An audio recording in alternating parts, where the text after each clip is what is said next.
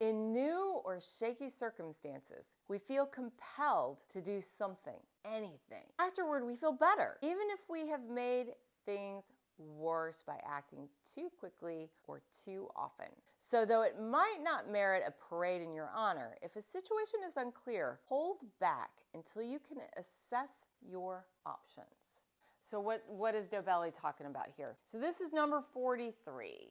Action bias. Humans would much prefer to do something, anything, than do nothing at all. We don't do still particularly well. If there's trouble brewing in some other country somewhere, and we feel like there's a risk to us in our country and our national pride, then we want to do something about that.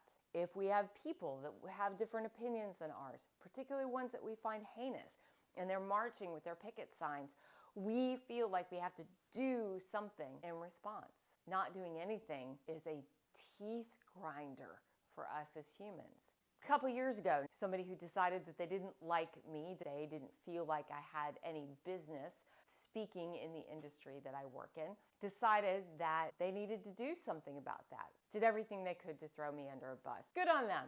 I need somebody out there once in a while to throw rocks at me because it helps me be aware that I need to not buy my own press, so that when I do speak on something, as a self-defense person, for example, who's worked in self-defense as an instructor, I need to be damn sure that what I'm saying is as accurate as it can be. So it's okay to throw stones at me once in a while. I'm all right with that. That's the logical part of me. But when rocks were being thrown, I knew the best thing to do was just let it go, but I didn't want to.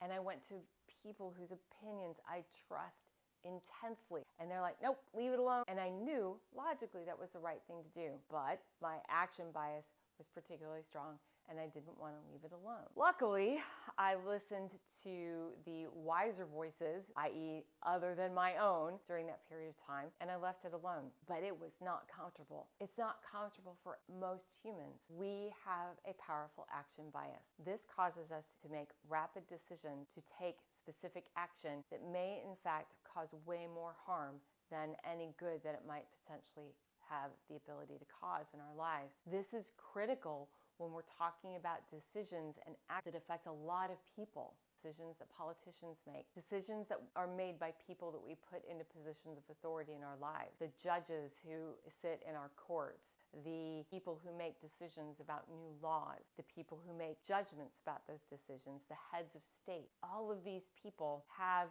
the same action bias that we do, and we need to be mindful of that before we jump on any bandwagon that says you must do a thing, because sometimes being still is the best solution. If nothing else, because it buys us a breath and lets all of those biases and logic fallacies settle out a little bit, and then we can make decisions and action plans that might actually produce something of value. So sit your ass down and take a breath.